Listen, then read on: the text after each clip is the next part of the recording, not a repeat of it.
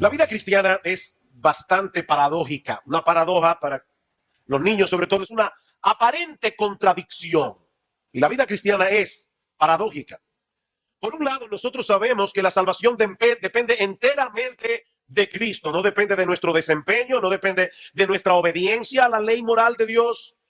Pero por el otro lado, la Biblia también nos enseña que nosotros somos responsables de luchar contra el pecado. Nosotros somos responsables de hacer uso de los medios de gracia que Dios ha provisto para que nosotros podamos crecer espiritualmente, para ser cada vez más semejantes al Señor. Así que estamos en paz con Dios, pero envueltos en una guerra. ¿Se dan cuenta? Estamos en paz con Dios, estamos en el campo de batalla. Una guerra espiritual que solo termina con la muerte. Alguien decía, solo podremos librarnos de este cuerpo de muerte a través de la muerte del cuerpo. El problema es que no todos los cristianos saben manejar en una forma adecuada la tensión que eso produce y tienden a irse a los extremos. Algunos enfatizan la gracia de Dios en Cristo como si los creyentes no tengamos ninguna responsabilidad en nuestro propio crecimiento en gracia, en nuestra lucha contra el pecado. Otros prefieren sobreenfatizar nuestra responsabilidad y no hablar tanto de la obra perfecta de Cristo a nuestro favor, no sea que terminemos promoviendo un cristianismo fácil y superficial. Pero lo cierto es, mis hermanos, que tratar de escoger entre estos dos aspectos de la vida cristiana es como decidir de cuál de las dos alas del avión podemos desprendernos en pleno vuelo, del ala izquierda o del ala derecha. El avión no puede volar si no tiene las dos alas. Y lo mismo podemos decir de la vida cristiana, como veremos en esta mañana en el texto que vamos a estudiar en Gálatas, capítulo 2, versículo 20. Gálatas, capítulo 2, versículo 20. Dice el apóstol Pablo, con Cristo estoy juntamente crucificado.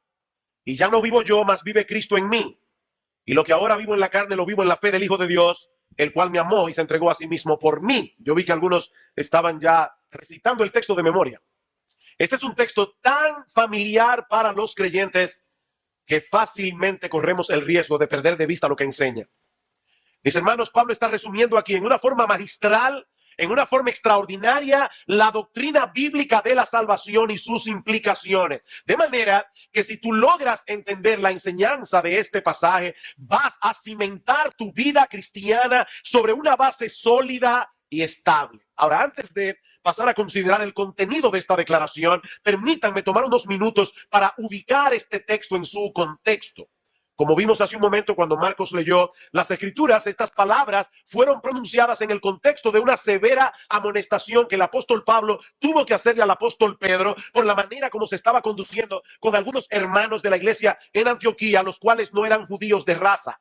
Vean el capítulo 2 de Gálatas, versículo 11 y 12. Pero cuando Pedro vino a Antioquía, le resistí cara a cara porque era de condenar. Pues antes que viniesen algunos de parte de Jacobo, comía con los gentiles, pero después que vinieron se retraía y se apartaba porque tenía miedo de la circuncisión.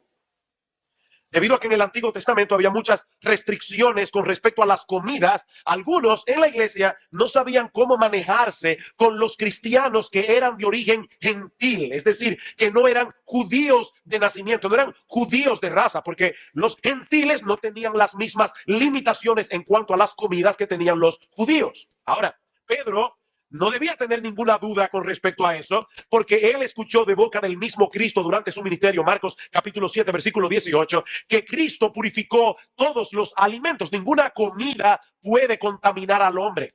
Aparte de que en el capítulo 10 del libro de los Hechos vemos que a Pedro se le dio una visión, un lienzo que bajaba del cielo con todo tipo de animales, y Dios le dijo, Pedro, mata y come. Y el propósito de esa visión era mostrarle a Pedro que él no debía hacer acepción de personas. Así que durante un tiempo, Pedro estuvo compartiendo con sus hermanos gentiles, comiendo con ellos, pero tan pronto llegó una delegación de judíos desde Jerusalén, el gran apóstol Pedro comenzó a retraerse, comenzó a apartarse de estos creyentes, no porque lo hubiera cambiado su convicción, sino por temor a lo que pudieran pensar de él estos judíos que habían llegado, como dice en el versículo 12. Fue por eso que Pablo tuvo que confrontarlo públicamente. ¿Ustedes se imaginan esto? A Pablo reprendiendo a Pedro públicamente en una iglesia. ¿Por qué Pablo hizo eso? Bueno, porque la falta de Pedro fue pública. Y por otro lado, porque la conducta de Pedro estaba haciendo un daño terrible en la iglesia. Noten el versículo 13. Y en su simulación participaban también los otros judíos, de tal manera que aún Bernabé, un hombre tan tierno de corazón, fue también arrastrado por la hipocresía de ellos. Pero cuando vi que no andaban rectamente conforme a la verdad del evangelio, dije a Pedro delante de todos: si tú, siendo judío, vives como los gentiles y no como judío, ¿por qué obligas a los gentiles a judaizar? ¿Se dan cuenta, hermanos? Pablo pudo haber acusado a Pedro de varias cosas. Él pudo haberlo acusado de temor a los hombres. Pedro, tú le tienes miedo a los hombres en vez de tener temor a Dios. Pablo pudo haber acusado a Pedro de ser un racista. Pablo pudo haber acusado a Pedro de haber actuado con rudeza con esos hermanos gentiles. Pudo haberlo acusado de ser un hipócrita, como de hecho el texto señala. Pero Pablo sabía que el problema era mucho más profundo. El problema era que Pedro no estaba andando rectamente conforme a la verdad del evangelio. Pedro no se estaba alineando conforme a la verdad del evangelio. Su forma de comportarse no era coherente con el evangelio que estaba predicando. Y si eso le pasó al apóstol Pedro, queridos hermanos, el evangelio tiene muchas implicaciones para nuestra vida práctica. Y nosotros tenemos que hacer el esfuerzo, obviamente en dependencia del Espíritu de Dios, de alinear todas las áreas de nuestras vidas con el evangelio que decimos creer. En tu matrimonio, en el trabajo, en la crianza de los hijos, en la forma como tú haces negocio, cómo te comportas con los demás miembros de la iglesia. Tenemos que estar alineados con el evangelio. De hecho, la palabra que Pedro usa ahí, que Pablo usa, es ortopodeia, de donde viene la palabra ortopedia. En este caso en particular, el comportamiento de Pedro no estaba tomando en cuenta que nuestra aceptación delante de Dios no depende de nuestra raza. Nuestra aceptación delante de Dios no depende de nuestras costumbres culturales, ni siquiera, amados hermanos, de nuestro esfuerzo en obedecer la ley moral ni la ley ceremonial de Dios. Nuestra aceptación delante de Dios depende de la obra de Cristo y solamente de Cristo. De manera que en el cristianismo tu origen racial no tiene relevancia, porque todos tenemos el mismo estatus judicial y espiritual delante de Dios. Versículo 15, nosotros judíos de nacimiento y no pecadores de entre los gentiles, como lo veían los judíos, sabiendo que el hombre no es justificado por las obras de la ley, sino por la fe de Jesucristo. Nosotros también hemos creído en Jesucristo para ser justificados por la fe de Cristo y no por las obras de la ley, por cuanto por las obras de la ley nadie será justificado.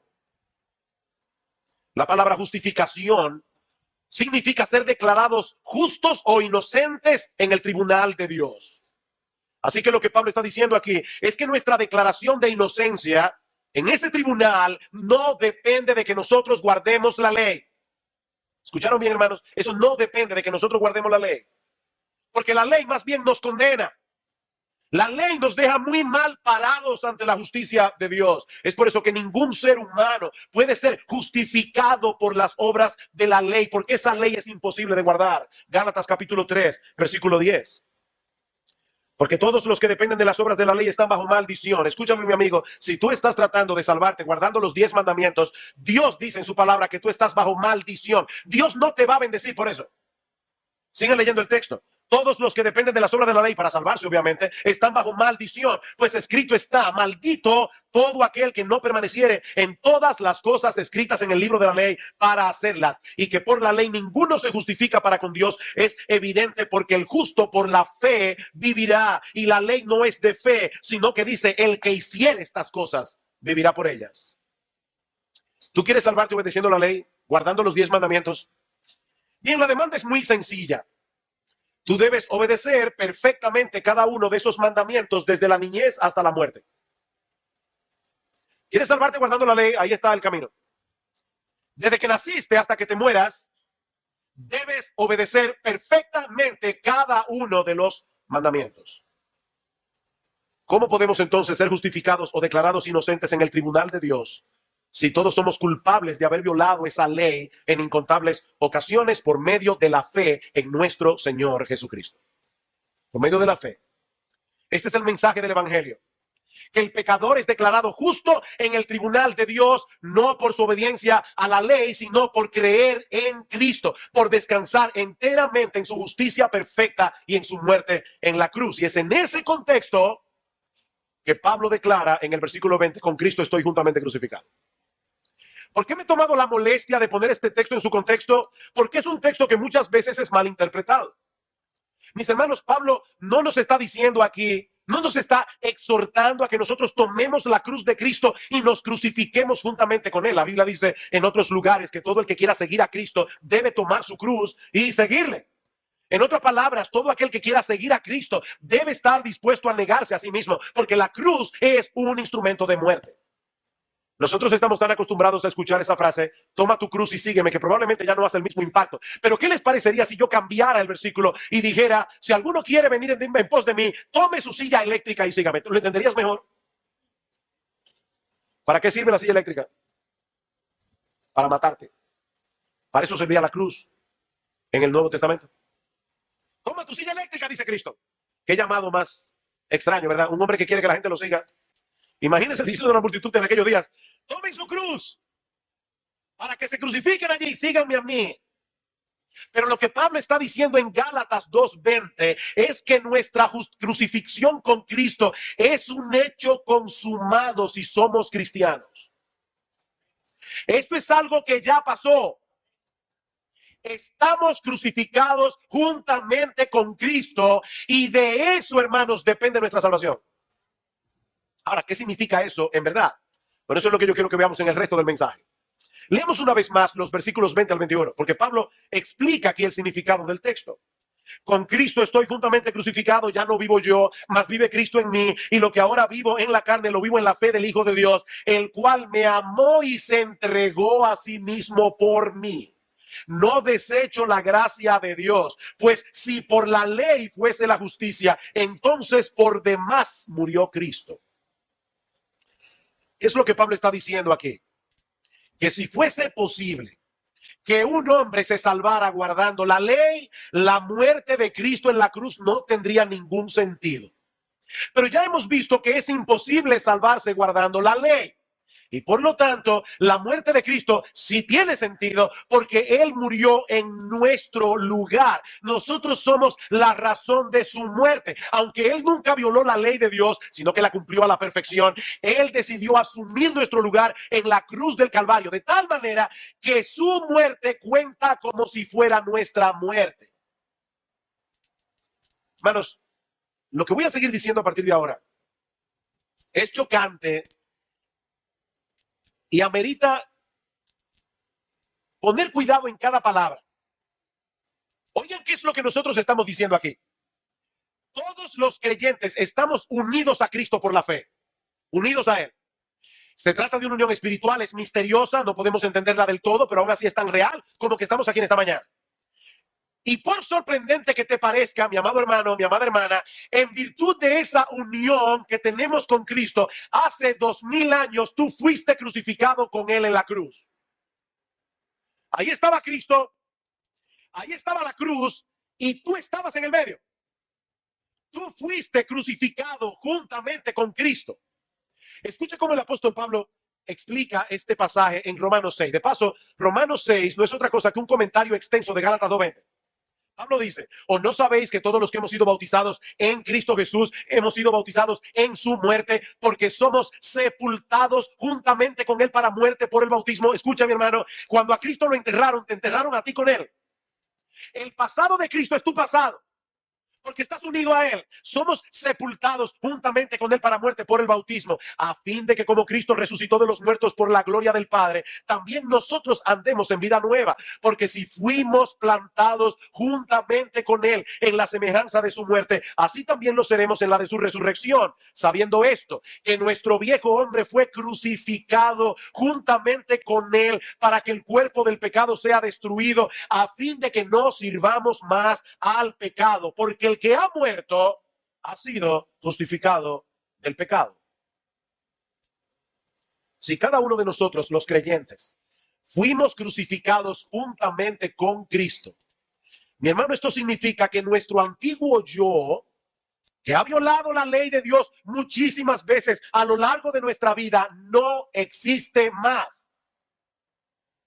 Pablo lo explica en 2 Corintios 5:17. De modo que si alguno está en Cristo, nueva criatura es. Las cosas viejas pasaron, y aquí todas son hechas nuevas. En Colosenses capítulo 3, versículo 3, Pablo dice que nuestra vida está escondida con Cristo en Dios. Y más aún dice en el versículo 4 que Cristo es nuestra vida. Con Cristo estoy juntamente crucificado. Y ya no vivo yo, mas vive Cristo en mí. ¿Y eso qué significa? Que así como nosotros participamos de la muerte de Cristo, también participamos de su resurrección. Así como nosotros participamos de la muerte de Cristo por causa de nuestra unión con Él. Cuando Él se levantó de la tumba al tercer día, mi amado hermano, tu nuevo yo resucitó con Él. Y eso se hizo una realidad en tu vida cuando tú creíste en Cristo. ¿Significa esto que nuestra personalidad queda completamente anulada porque ya no vivo yo, sino vive Cristo en mí? Por supuesto que no. Tú sigues siendo tú, yo sigo siendo yo. De hecho, Pablo usa varios pronombres personales aquí. No sé si lo notaron. Yo voy a leer el texto supliendo los pronombres que no están implícitos en el pasaje. Con Cristo estoy yo juntamente crucificado y ya no vivo yo, mas vive Cristo en mí. Y lo que ahora vivo yo en la carne, lo vivo yo en la fe del Hijo de Dios, el cual me amó y se entregó a sí mismo por mí. 4 yo, 1 me y 2 mí. 7 pronombres personales en un solo versículo. Hay paradojas aquí, hermanos, en este texto.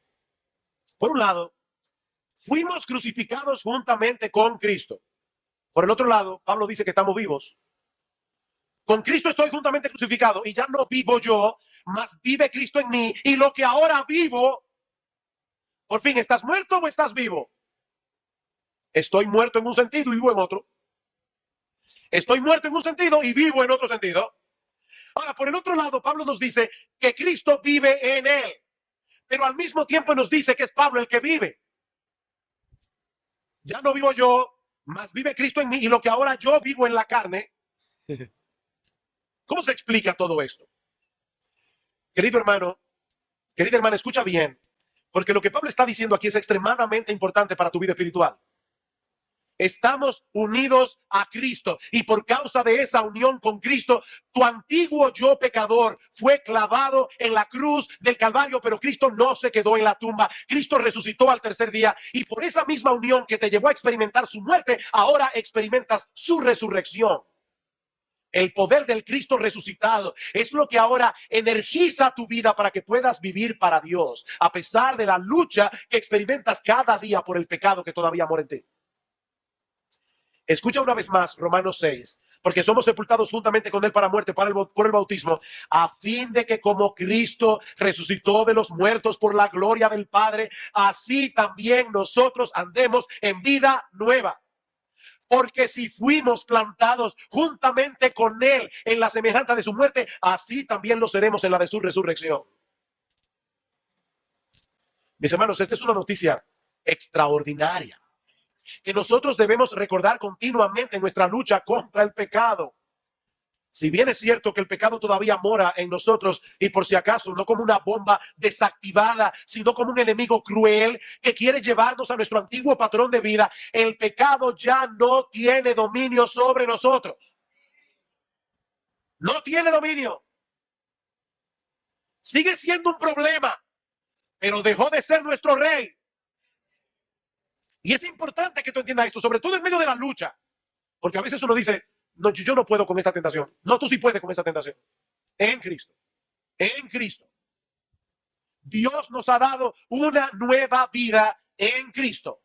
Una nueva vida que es energizada en la fe del Hijo de Dios. Como dice Pablo en este texto. Tú y yo estamos vivos. No fuimos anulados en la conversión. Pero esta nueva vida que vivimos ahora es energizada por la fe. Es por fe que andamos, no por vista. Es por esa fe que somos convencidos de que ya no hay condenación para nosotros si estamos en Cristo. ¿Saben lo glorioso que es saber que cuando Cristo vuelva y regrese en gloria, nosotros compartiremos esa victoria con Él? Que no terminaremos en el infierno. ¿Cómo tú puedes pelear con energía una batalla si tú no sabes si vas a ganar o vas a perder? Hermanos, la batalla está ganada. Cristo venció. Esa es la idea que estamos tratando de transmitir aquí. Y es por la fe que yo creo eso, a pesar de la lucha que veo en mi propio corazón. Pero es por esa misma fe que tenemos la certeza de que el pecado ya no nos gobierna a su antojo, porque fuimos librados de su dominio. Y aunque la lucha se torna agresiva en ocasiones y de verdad casi insoportable, lo cierto es que ya no somos esclavos del pecado. Pero es también por esa fe que podemos apropiarnos cada día del amor inquebrantable de Cristo que se manifestó en la cruz del Calvario y que nos mueve gozosa y agradecidamente a vivir para Él y no para nosotros mismos. Con Cristo estoy juntamente crucificado, ya no vivo yo, mas vive Cristo en mí. Y lo que ahora vivo en la carne, en este cuerpo de carne, lo vivo en la fe del Hijo de Dios, el cual me amó y se entregó a sí mismo por mí. El amor de Cristo nos constriñe pensando esto, 2 Corintios 5:14, que si uno murió por todos, luego todos murieron y por todos murió, para que los que viven ya no vivan para sí, sino para aquel que murió y resucitó por ellos. El amor de Cristo manifestado en el Calvario, mi hermano, es la gasolina que pone en movimiento nuestra devoción por Cristo. Así que, mi hermano, nunca interpretes el amor de Dios por tus circunstancias. Nunca interpretes el amor de Dios por tus circunstancias. Interprétalo a través de la cruz. No importa lo que esté pasando en tu vida en este momento. Si eres cristiano, es porque Cristo te amó y se entregó a sí mismo por ti. Te amó y te ama y te amará, porque su amor no cambia. ¿Se dan cuenta, hermanos, cuán importante es la enseñanza de este texto para la vida cristiana? Yo todavía tengo un yo. Cuando yo pienso, soy yo el que piensa. Cuando yo decido algo, soy yo que decido. Lo que ahora vivo en la carne, yo. Pero Pablo nos está diciendo aquí que ese yo que ahora soy yo, no es el yo que yo era cuando era un impío. Es un nuevo yo. Ese yo, sigo siendo yo, pero no es el mismo yo que era antes. ¿Se entiende eso? Soy yo, pero no soy yo, pero sigo siendo yo. El yo que cometió muchísimos pecados contra Dios ya murió. Ahora soy un nuevo yo que está verdaderamente vivo únicamente por causa de Cristo que vive en mí. Eso es lo que Pablo está diciendo. Ese yo está vivo porque Cristo vive en mí. Es un nuevo yo, aunque sigo siendo yo. ¿Cómo podemos explicar, mis amados hermanos, el deseo que los cristianos, los verdaderos cristianos sentimos de hacer la voluntad de Dios a pesar de las muchas tentaciones que tenemos que enfrentar cada día? ¿Cómo explicamos eso? ¿O sabes por qué tú has podido resistir a lo largo de toda tu vida cristiana, independientemente de todas las aflicciones que seguramente has tenido que experimentar y que vas a seguir experimentando en este mundo caído? ¿Por qué? ¿Por qué los cristianos siguen siendo cristianos? Si la vida cristiana a veces es tan difícil, ¿por qué? Oigan lo que Pablo responde en 2 Corintios 4:7. Pero tenemos este tesoro en vasos de barro para que la excelencia del poder sea de Dios y no de nosotros, que estamos atribulados en todo, mas no angustiados. En apuros, mas no desesperados. Perseguidos, mas no desamparados. Derribados, pero no destruidos. Y ahora escuchen, llevando en el cuerpo siempre por todas partes la muerte de Jesús, para que también la vida de Jesús se manifieste en nuestros cuerpos. ¡Wow! O sea, cuando yo tengo problemas y todavía yo sigo corriendo la carrera de la fe con los ojos puestos en Jesús, es porque la vida de Jesús se está manifestando en mí y en ti. ¿Alguna vez te has preguntado por qué todavía tú sientes vergüenza cuando pecas? Y eres guiado al arrepentimiento en vez de quedarte atrapado en tu pecado. ¿Sabes por qué es eso? Porque Cristo vive en ti por su espíritu, si eres creyente. Cristo vive en ti. Eso fue lo que el Señor prometió a los discípulos en el aposento alto. Juan 14, y yo rogaré al Padre y os dará otro consolador para que esté con vosotros para siempre. El Espíritu de verdad, el cual el mundo no puede recibir porque no le ve ni le conoce, pero vosotros le conocéis porque mora con vosotros y estará en vosotros. No os dejaré huérfanos, dice Cristo, vendré a vosotros. Y Él no está hablando allí de su segunda venida. Él está hablando de la morada del Espíritu de Cristo en nuestro corazón. No, no somos huérfanos. Cristo vive en mí. Él ascendió a los cielos, pero Él mora en nosotros por su espíritu. Y aunque tú no lo percibas conscientemente, Él está allí dentro de ti, animándote a seguir corriendo la carrera. Sin importar los obstáculos, sigue corriendo, sigue corriendo. Pablo dice en Romanos 8:9, mas vosotros no vivís según la carne, sino según el Espíritu, si es que el Espíritu de Dios mora en vosotros. Y si alguno no tiene el Espíritu de Cristo, no es de él. Esta doctrina resalta el hecho de que nuestra identidad está en Cristo. ¿Ustedes han visto esa película donde hay un individuo que testifica contra la mafia y hay que hacerle un cambio de identidad? ¿Han visto eso? Le cambian el nombre, alguna cirugía plástica le hacen, lo cambian de domicilio, nadie sabe, nada más un agente del FBI sabe dónde está el individuo. Bueno, mi amado hermano, cuando tú te convertiste a Cristo, hubo en ti un cambio de identidad. Ya no vivo yo, mas vive Cristo en mí. Esto es algo que debemos recordar continuamente. Nuestro yo pecaminoso murió en la cruz del Calvario y ahora vivimos una nueva vida que no es otra cosa que la vida de Cristo en nosotros. ¿Qué es entonces lo que te define como cristiano? Mira, mi hermano, no son tus dones o habilidades.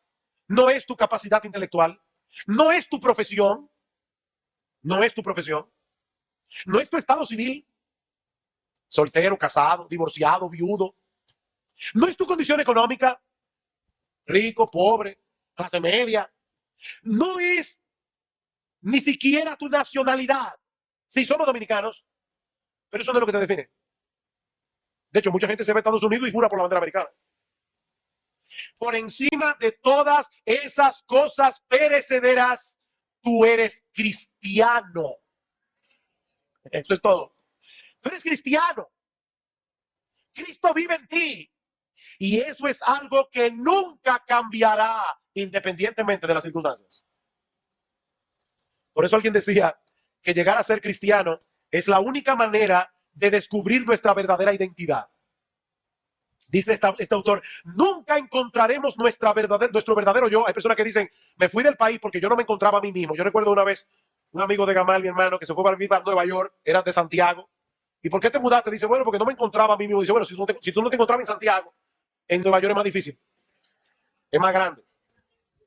Hay gente que siempre está buscando su identidad. Yo no me encuentro.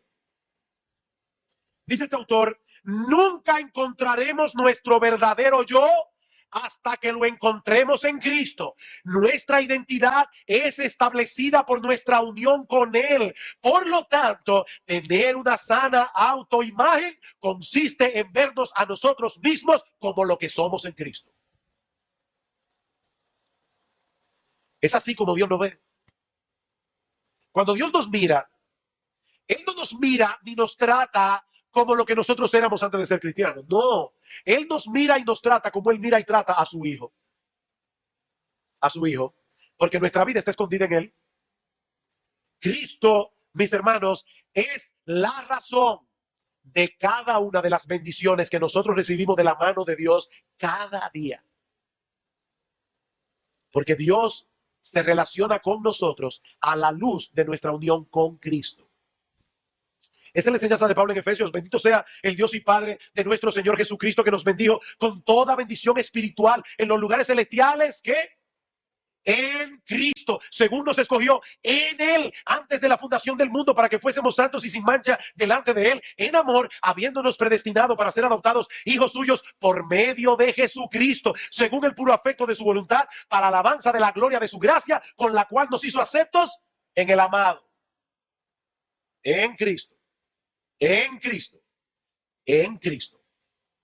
No somos aceptados delante de Dios por nuestra obediencia. No somos aceptados delante de Dios por el desempeño de nuestros deberes. Somos aceptados delante de Dios únicamente por la obediencia de Cristo. Todo lo que Cristo merece. Y ustedes saben que aquí no predicamos el evangelio de la prosperidad. Pero óyeme bien, mi hermano. Todo lo que Cristo merece, nosotros lo merecemos también. Somos coherederos juntamente con Cristo en la presencia de Dios. Él nos ve como Él ve a su Hijo. Él puso en nuestra cuenta la justicia perfecta de Cristo. O como dice Pablo en 2 Corintios 5:21, nosotros fuimos hechos justicia de Dios en Él. Justicia de Dios en Él. Así que el perdón de todos nuestros pecados, por gloriosa que esa bendición pueda ser, es únicamente la mitad del evangelio. ¿Tú oíste eso? El perdón de los pecados es solamente la mitad del evangelio. ¿Qué pasaría si tú tienes una deuda bancaria y una persona muy generosa decide eliminar esa deuda. ¿Cuánto tienes en tu cuenta bancaria? Cero. Ya no tienes deuda, pero tu cuenta sigue en cero. Porque esa persona se limitó a pagar tu deuda. No, pero Cristo no solamente pagó nuestra deuda. Es más glorioso que eso, hermanos. Es que Él puso en nuestra cuenta las riquezas de su justicia perfecta. ¡Wow! ¡Wow! Por otra parte, hermanos, esta enseñanza bíblica es un poderoso aliciente para luchar contra el pecado. Esta enseñanza bíblica es un poderoso aliciente para luchar contra el pecado. El pecado no se enseñoreará de nosotros. No somos salvos por guardar la ley, porque la salvación que Cristo compró para nosotros nos imputa o pone en nuestra cuenta su obediencia, pero fuimos salvos para guardar la ley. Que nadie se equivoque en eso. No somos salvos por guardar la ley, pero fuimos salvados para poder guardar la ley. No perfectamente, pero sí sinceramente. Podemos luchar contra el pecado porque ya no somos sus esclavos. Por eso Pablo dice en Romanos 8 que lo que la carne no pudo hacer, el Espíritu de Cristo morando en mí me ayuda a hacerlo, el que obedecer la ley. ¿Tiene la ley algún problema? No, la ley es un buen capitán, pero la carne nuestra es un mal soldado. Y Pablo dice, lo que la carne no pudo hacer, ahora el Espíritu te capacita para hacerlo, para obedecer la ley. No, los cristianos tomamos en serio la ley de Dios, no para salvarnos, sino porque ya somos salvos. De igual manera, y siendo todavía más específico, esta enseñanza es un antídoto contra el orgullo espiritual. Y eso sí que es una maldición en la iglesia, el orgullo espiritual.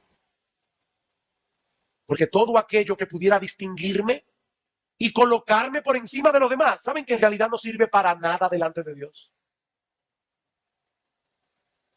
Miren, hermanos, si hay algo que es contrario al evangelio, es el orgullo espiritual. Eso es un cáncer en la iglesia. Dice Pablo, ¿quién te distingue? ¿Quién te distingue? ¿O qué tú tienes que no hayas recibido? Y si lo recibiste, ¿por qué te glorías como si no lo hubieras recibido? El pecado es tan engañoso. Como los cristianos sabemos que si nos comparamos con el carácter moral de Dios, vamos a quedar muy mal parados, preferimos compararnos con los demás. Yo sé que yo no soy perfecto, pero soy mejor que tú. O sea, yo no soy perfecto, pero me siento bien porque en la iglesia, mira, hay hermanos que no me dan ni por los tobillos. Yo soy mejor. Miren, mis hermanos, es ese sentido de competencia lo que produce discordia y división en la iglesia. Y nos coloca en la posición de tener que defendernos todo el tiempo, porque nuestra reputación es lo que cuenta. Tengo que estar protegiendo mi reputación. No, mis hermanos, en el cristianismo hay uno solo que merece gloria, honor y alabanza, nuestro gran Dios y Salvador Jesucristo. Y todos los creyentes somos igualmente aceptados en la presencia de Dios únicamente por causa de Él. Por lo tanto, un cristiano que se siente orgulloso de sí mismo está siendo inconsecuente con el evangelio que dice creer. Pero no quisiera terminar sin dirigir unas palabras a cualquier persona que esté en este lugar tratando de ganarse su salvación por medio de su esfuerzo. Mi amigo, escucha una vez más Gálatas 2:20. Con Cristo estoy juntamente crucificado, ya no vivo yo, mas vive Cristo en mí, y lo que ahora vivo en la carne lo vivo en la fe del Hijo de Dios, el cual me amó y se entregó a sí mismo por mí. No desecho la gracia de Dios, pues si por la ley fuese la justicia, entonces por demás murió Cristo. ¿Qué sentido tiene la muerte de Cristo en la cruz? Si hubiésemos podido salvarnos en nuestra propia obediencia, ¿qué sentido tiene? De haber sido así, dice Pablo, la muerte de Cristo en la cruz dejaría de ser una muestra de amor de parte de Dios para llegar a ser la cosa más absurda que alguna vez haya ocurrido en la historia humana. Alguien lo ilustró de esta manera. Imagínate que tu casa se está quemando, ardiendo en llamas. Pero tanto tú como tu esposa, tus hijos, pudieron escapar a tiempo. Y alguien viene y te dice, déjame mostrarte cuánto yo te amo. Y se arroja en medio de las llamas hasta morir carbonizado. ¡Qué absurdo! Eso es una tragedia. ¿Y para qué rayos murió ese individuo? Eso es una pérdida humana sin sentido. Ahora imagínate que estás atrapado en medio del fuego y no vislumbras ninguna posibilidad de poder escapar de aquel infierno. Y alguien te grita desde fuera: no te preocupes, yo te amo lo suficiente como para dar mi vida por ti. Y de inmediato penetra en tu casa, te protege como un escudo humano para que puedas salir ileso de allí. Pero la persona recibe quemaduras de tercer grado y no bien sale de las llamas, muere inmediatamente. La historia cambia, ¿verdad? En ese caso, no te quedaría la menor duda de la magnitud de su amor por ti. Si fuese posible para el hombre salvarse a sí mismo, entonces la muerte de Cristo en la cruz es como ese hombre que se arrojó en las llamas y ya la familia estaba salva. Ya el esposo hizo lo que había que hacer para salvar a su familia y se salvó él mismo. Esa muerte sería absurda. Pero si él murió para salvarnos, entonces esa muerte lo significa todo. Si él murió para salvarnos, esa muerte lo significa todo. Y no tendríamos un gozo mayor que gastar nuestra vida viviendo para él.